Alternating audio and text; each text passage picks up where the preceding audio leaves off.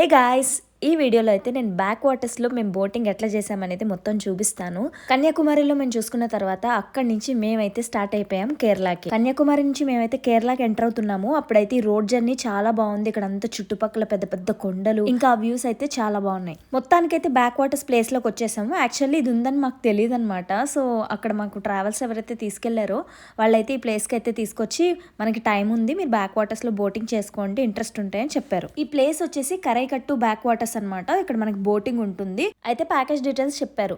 So ఇక్కడ boating places అనేవి ఒక్కొక్క దగ్గర ఒక్కొక్కళ్ళు ఉంటాయన్నమాట ప్రైవేట్ గా. కానీ అందరూ కూడా ఒకే రేటు ఫాలో అవుతారు. అది గవర్నమెంట్ అప్రూవ్ చేసిన రేటు. అయితే మనకు ఒక కేటలాగ్ లో చూపిస్తారనమాట. సో ఈ ప్లేసెస్ ఉంటాయి, ఇవి కవర్ అవుతాయి, ఇక్కడ హైలైట్స్ అని చెప్పేసి మొత్తం చెప్తారనమాట. మొత్తం ఎక్స్ప్లెయిన్ చేసేస్తారు. సో అందులో ఏముంటుందంటే 1 అవర్ 1.5 అవర్ది ఉంటుంది అనమాట. ఇన్ని కిలోమీటర్స్ కవర్ చేస్తామని అన్ని చెప్తారు. మనం వెళ్లే దారిలో అయితే ఇలా బోట్ మీద మంచిగా కొబ్బరి బొండాలు అండ్ ఇంకా ముందుకెళ్తే కొంచెము రెస్టారెంట్ టైప్ లో స్నాక్స్ టైప్ లో అన్ని అమ్ముతూ ఉంటారనమాట. బాగుంటుంది చూడడానికి. అయితే బోటింగ్ 2 పీపుల్ కి వచ్చేసి 2500 ఉంటుంది ప్రైస్. 3 పీపుల్ అయితే ఇంకో 500 ఎక్స్ట్రా ఉంటుంది. అంటే థర్డ్ పర్సన్, ఫోర్త్ పర్సన్ అయితే అలా ఒక 500 పెరుగుతూ ఉంటుంది అనమాట. సో 2 పీపుల్కి 2500 తక్కువ డిస్టెన్స్ది, ఎక్కువ డిస్టెన్స్ది వచ్చేసి 3000 రూపీస్. సో మేము చాలా డిస్కస్ చేసి బోటింగ్కి ఇంత అవసరమా, ఇంత ఏముంటుంది లోపల, అలా స్కిప్ చేసేద్దాం అని అనుకున్నాం. కానీ సరే మళ్ళీ స్కిప్ చేసేస్తే అక్కడ ఏముంటుందో, మనం అది మిస్ అయిపోయామేమో, సర్లే ఇంత దూరం వచ్చాం కదా వెళ్దాము, అదే వాళ్ళకి పల్స్ అనమాట. వాళ్ళకి తెలుసు ఆ పల్స్ ఏంటో. సో వాళ్ళు ఎక్స్ప్లెయిన్ చేసి అది చేసి ఇది చేసి బార్గెన్ చేసి మొత్తానికి ముగ్గురికి 3000 రూపీస్. అది కూడా మొత్తం డిస్టెన్స్, అంటే ప్యాకేజ్ ఏదైతే హైయెస్ట్ ప్యాకేజ్ ఉందో దాని రిలేటెడ్ మొత్తం డిస్టెన్స్ పూవర్ ఐలాండ్. స్టార్టింగ్ అయితే మనం ఈ కెనాల్స్ లోపల నుంచి వెళ్తూ ఉంటాం అనమాట. దానికి ఆనుకొని విలేజెస్ ఉంటారు. సో వాళ్ళు అక్కడే స్నానం చేయడము, బట్టలు ఉతుక్కోవడము, అండ్ అక్కడ చాలా బాతులు, కుక్క పిల్లలు అన్ని చూడ్డానికి అసలు ఎంత బాగుంటుందంటే చుట్టూ కొబ్బరి చెట్లు. మనం అలా బోట్లో వెళ్తూ ఉంటాము. ఎండ కూడా ఎక్కువ అనిపించదు అనమాట, ఎందుకంటే పైన క్లోజ్ ఉంది అండ్ అక్కడ అంతా లోపల చల్లగానే ఉంటుంది. ఇంకా సన్నటి కెనాల్స్ లోపల నుంచి మేము మ్యాంగ్రూవ్స్ కి అయితే ఎంటర్ అయిపోయాము. ఇది నా సెకండ్ మ్యాంగ్రూవ్ ఫారెస్ట్ రైడ్ అనమాట. లాస్ట్ టైం యానం వెళ్ళినప్పుడు ఆ మ్యాంగ్రూవ్స్ లో ఒక రైడ్ అయితే తీసుకున్నాను. సో ఇక్కడ కేరళలో సెకండ్ టైం రైడ్ అయితే చేస్తున్నాను. మన దగ్గర మంచి లెన్స్ ఉండి కెమెరా ఉంటే గనక ఇక్కడ రకరకాల పక్షులు అయితే కనిపించాయి, వాటిని అయితే క్యాప్చర్ చేసుకోవచ్చు. సో మ్యాంగ్రూవ్స్ లోంచి అయితే మేము అలా బయటకు వస్తూ ఉంటే ఆ కొబ్బరి చెట్లు, అసలు ఆ వాతావరణమే చాలా ప్లెజెంట్ గా అనిపించింది. సో ఇలా మెల్లగా వెళ్తూ ఉంటాము. చాలా బోట్స్ ఉంటాయి. మొత్తానికి అందరూ ప్రైవేట్ గానే కట్టించుకుంటున్నట్టే, ఎందుకంటే అన్ని డబ్బులు పెడుతున్నాం కదా. మన బోట్ లో ఇంకొకరిని ఎక్కించరు. మన బ్యాచ్ కి అయితే ఒక సెపరేట్ గా బోట్ ఇచ్చేస్తారు. ఆ బోట్ లోనే మనల్ని తీసుకెళ్తారు. సో కెనాల్స్ నుంచి మనం బయటకు వచ్చేసిన తర్వాత ఇట్లా మొత్తం ఓపెన్ ఏరియాలో ఉంటది అనమాట బ్యాక్ వాటర్స్. ఇక్కడ మనకి floating restaurants, floating snacks counters, ఇలా కొబ్బరి బొండలు ఇందాక చూసారు కదా చిన్న బోట్స్ లో, ఇవన్నీ పెద్ద బోట్స్ లాగా అనమాట. కావాలంటే ఇక్కడ ఆగి మనం అయితే ఈ రెస్టారెంట్ వాటికి వెళ్ళొచ్చు. అయితే ఈ ఏరియాకి వచ్చినాక కొంతసేపు అయితే బోట్ ఆపుతారనమాట. ఇక్కడ ఏముండిద్దంటే గోల్డెన్ శాండ్ బీచ్ అనేసి ఒకటి ఉంటుంది. మనం ఇటు సైడ్ మొత్తం బోట్స్ ఉన్నాయి కదా, ఇదంతా బ్యాక్ వాటర్స్. ఇలా మట్టిలోంచి నడుచుకున్నట్టు వెళ్తే మొత్తం సీ.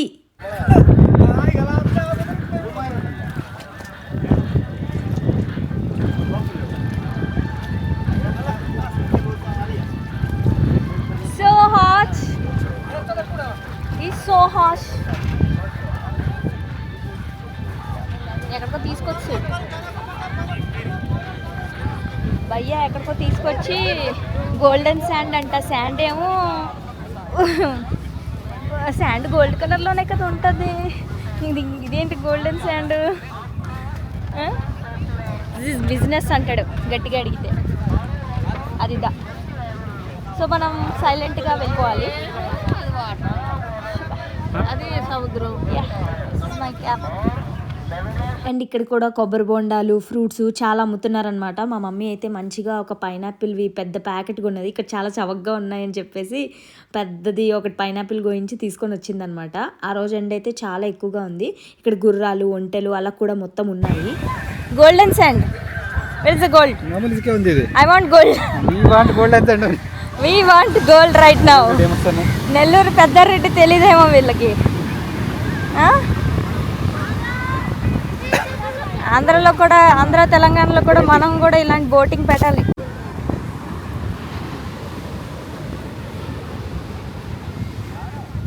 ఈ బీచ్ పేరు వచ్చేసి గోల్డెన్ శాండ్ బీచ్ అనమాట. ఈ బీచ్ అయితే చాలా ప్రశాంతంగా ఉంది. ఈ బ్యాక్ వాటర్స్ ఏదైతే ఉందో అదంతా పోయి సముద్రంలోనే కలుస్తుంది.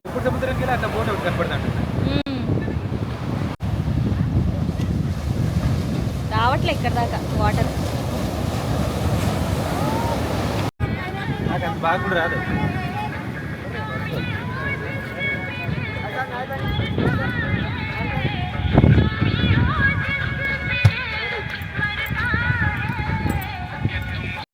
చూసారా మా మమ్మీ మేము వీడియోలు తీసే గ్యాప్లో పోయి ఫ్రూట్స్ అయితే కొని తీసుకొని వచ్చింది. ఏంటి పెద్ద ప్యాకేజ్ తెచ్చావుగా?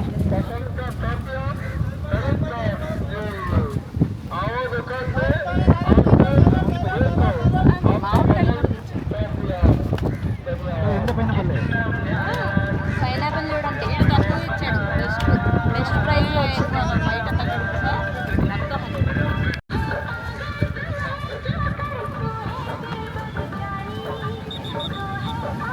आओ दोस्तों, आओ आप देखेंगे हम golden sand beach where there is no gold, only sand. నా ఫ్రెండ్ అయితే ఇంకా మళ్ళీ డ్రోన్ మొత్తం తీసి మొత్తం ఎగరేయడానికి సెటప్ అయితే చేశాడు. ఇంకా నేనేమో నా కెమెరాతో కుస్తీ పడుతున్నాను. ఏంటంటే DJI Osmo Pocket 3లోంచి నేను వీడియో తీస్తున్నాను. iPhone 13లోంచి తీయట్లేదు. మామూలుగా అయితే నా మొబైల్లో తీస్తాను, కానీ ఈసారి కొన్ని వ్లాగ్స్ వచ్చేసి నేను DJI Osmo Pocket 3లోంచి తీస్తున్నాను అనమాట. అది నేను కొత్తగా యూజ్ చేస్తున్నాను. అది నాకు ఎట్లా తీయాలో ఏమో నాకు తెలియదు. నేను ఆ సెట్టింగ్స్ అవి చూసుకుంటున్నాను. నేనైతే డ్రోన్ మీద అంత ఫోకస్ చేయలేదు ఆపరేట్ చేయడానికి. అది ఎందుకంటే నాకు రాదు అండ్ తనకు కూడా కొత్త, ఎందుకు వచ్చింది గొడవ అని చెప్పేసి నేనైతే దాన్ని ఏం టచ్ చేయలేదు. అలా చూస్తూ చిన్న వీడియోలు అయితే తీసుకున్నాను. అక్కడ గాలి కూడా చాలా ఎక్కువ ఉంది, అయినా కూడా తను ట్రై చేశాడు మంచిగా వ్యూస్ తీయడానికి. సో నేనైతే ఇట్లా కొన్ని పోజులు అయితే ఇస్తా ఉన్నాను. యాక్చువల్లీ ఇది ఏం క్యాప్చర్ అవుతుంది అనుకోలేదని ఏదో కోతేశాలు వేసాను, కానీ ఇదంతా కూడా క్యాప్చర్ అయింది వీడియోలో. ఇది టాప్ వ్యూ వచ్చేసి. నేను కూడా ఈ డ్రోన్లో తీసినప్పుడే ఈ వ్యూ అంతా చూశాను, ఎందుకంటే కిందున్న మాకు కూడా తెలీదు అటు ఇటు ఎలా కనిపిస్తుందో. సో పైనకి వెళ్ళిన తర్వాత మాకు అప్పుడు క్లియర్గా కనిపించింది. నేను కూడా అందుకే బాగా ఎక్స్ప్లెయిన్ చేయగలుగుతున్నా. సో తను డ్రోన్ పైకి పంపించిన తర్వాత ఇటు సైడ్ మొత్తం మనకి బ్యాక్ వాటర్స్ అండ్ ఇటు సైడ్ మొత్తం సముద్రం అనమాట. ఇదేం విచిత్రం రా బాబు, ఇటంతా నార్మల్ స్టేబుల్ వాటర్ ఉంది, అటంతా సముద్రం అలలు ఇలా పొంగుకుంటూ వస్తున్నాయి. అసలు ఈ డిజైన్ ఏంట్రా బాబు అని అనిపించింది. సో మ్యాప్స్లోకి మనం వెళ్ళి కానీ చూసుకుంటే సో బీచ్ ఎక్కడుంది అండ్ మన ఈ బ్యాక్ వాటర్స్ అనేవి ఎట్లా వచ్చి ఈ సముద్రంలో కలుస్తుంది అనేది మనకు క్లియర్గా అర్థమవుతుంది అనమాట. డ్రోన్ ఉంటేనే ఈ వ్యూ మనకు కనిపిస్తుంది, లేదంటే మనం నార్మల్గా ఉన్నప్పుడు కింద నుంచి వీడియోస్ అన్నీ తీసుకున్నా ఈ వ్యూ అయితే కనబడదు. మన చేతిలో డ్రోన్ ఉంటే మాత్రమే ఆకాశంలోకి వెళ్ళి మొత్తం క్యాప్చర్ చేస్తుంది. కాబట్టి చుట్టుపక్కల ఎట్లా ఉంది, అసలు మనం ఎలాంటి లొకేషన్లో ఉన్నామని చూడడానికి అయితే అవుతుంది. మా ఫ్రెండ్ అయితే సాధ్యమైనంత వరకు అటు ఇటు తిప్పాడు డ్రోన్ అయితే. ఇంకా గాలి కూడా చాలా హెవీగా వస్తుందన్నమాట.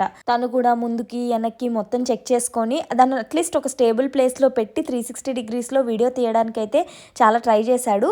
బాగానే వచ్చింది. ఇంకా అనుకుంటే ఇంకా ప్రొఫెషనల్ అయితే గనక ఇంకా మధ్యలోకి అంటే ఆ వాటర్ మీదకి తీసుకొని వెళ్ళి ఆ చుట్టుపక్కల కూడా క్యాప్చర్ చేయొచ్చు.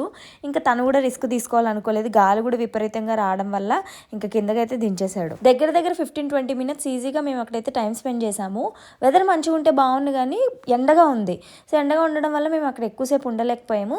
సరే అని చెప్పి మళ్ళీ బోట్ దగ్గరికి వచ్చేసి అన్న మళ్ళీ నెక్స్ట్ ప్లేస్ ఏంటో అక్కడ తీసిపో అని చెప్పేసి మేము చెప్పామన్నమాట.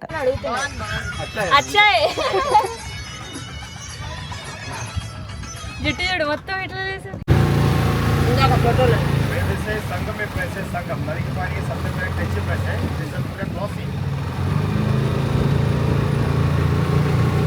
Can we get down?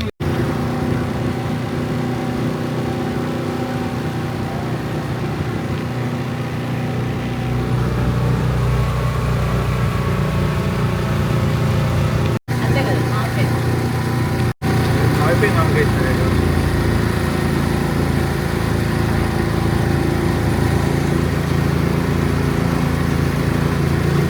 ఇదిగోండి కేరళలో పువర్ ఐలాండ్ చాలా ఫేమస్. సో దాని రిలేటెడ్ స్టేస్ వచ్చేసి ఇట్లా ఫ్లోటింగ్ హౌసెస్లా ఉంటాయన్నమాట. సో ఇక్కడ ఉంటారు. మా మమ్మీ అంటుంది ఇంత దూరం వచ్చి ఇక్కడ రాత్రంతా ఎట్లుంటారు వీళ్ళు, అసలు ఇందులో ఎందుకు ఉంటారు అసలు అని 100 క్వశ్చన్లు అడుగుతుంది మా మమ్మీ. ఇంకా నేను చెప్పిన మమ్మీ ఉన్నోళ్ళు ఉంటారులే మమ్మీ, వాళ్ళకి ఇది ఒక థ్రిల్ ఎక్స్పీరియన్సెస్ అని చెప్పేసి నేను చెప్తా ఉన్నాను.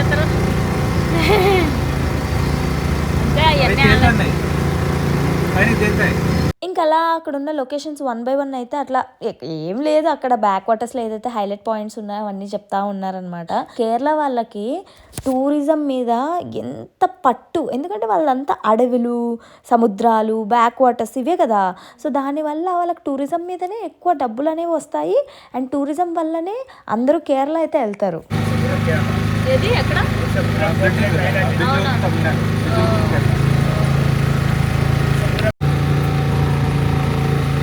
ఇంకా బోట్ అయినా చెప్తున్నాడు, నేనైతే జూమ్ చేస్తున్నా, అక్కడ చిన్న బ్రిడ్జ్లా కనబడుతుంది కదా. సో ఇటు సైడ్ వచ్చేసి ఇది కేరళ, అటు సైడ్ వచ్చేసి తమిళనాడు. అక్కడే మధ్యలో బోర్డర్ అనమాట. మనం అటు సైడ్ వెళ్ళకూడదు అని చెప్తున్నాడు. అక్కడ దగ్గర వరకు తీసుకొని వెళ్ళి తిప్పేసి తీసుకొచ్చేసాడు.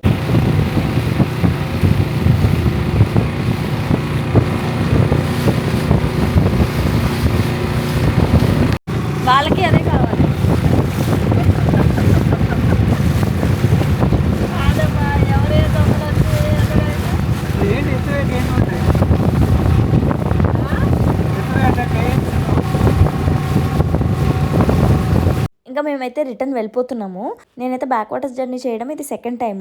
ఫస్ట్ టైం వచ్చేసి నేను గోకర్ణ వెళ్ళినప్పుడు అక్కడ హొన్నావర్ బోటింగ్ అని చెప్పేసి అది కూడా బ్యాక్ వాటర్స్లోనే.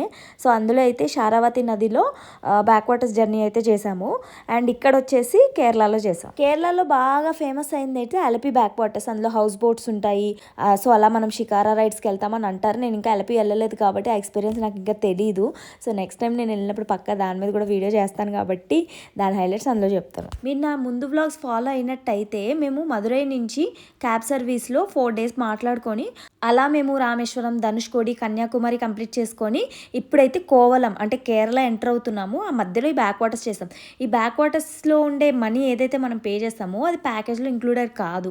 అంటే ఆ క్యాబ్ సర్వీస్ చెప్పాను కదా, సో దానిలో ఇంక్లూడెడ్ కాదు. ఇది మనం విడిగా డబ్బులు కట్టుకోవాలి. మాకైతే ఈ ట్రిప్లో హెవీగా ఒక రోజులో ఖర్చు అయిందంటే ఈ బోటింగ్కి ఎక్కువ ఖర్చు పెట్టాము. మోస్ట్లీ ఎవ్రీడే ఎక్కువ ఖర్చు ఎక్కడైతుంది అంటే స్టేక్ అవుతుంది. సో ఆ రోజు ఏమైందంటే ఆ రోజు నైట్ మేము తీసుకోబోయే స్టే ఖర్చు అండ్ ఆల్సో ఈ బోటింగ్ ఖర్చు ఎక్స్ట్రా అయిందనమాట మాకు. ఈ వీడియో అయితే ఇక్కడికే ఎండ్ చేసిన. ప్యాకేజ్ డీటెయిల్స్ నేను డిస్క్రిప్షన్లో ఇస్తాను. అండ్ ఓల్డ్ వీడియోస్ కూడా చూడండి మిస్ అయితే కనుక. నెక్స్ట్ మేము కోవలంకి వెళ్ళబోతున్నాము. సో దాని ఎక్స్పీరియన్స్ నేను నెక్స్ట్ వీడియోలో అప్లోడ్ చేస్తాను. అప్పటి వరకు ప్లీజ్ సబ్స్క్రైబ్ అయితే చేసుకోండి నా ఛానల్కి.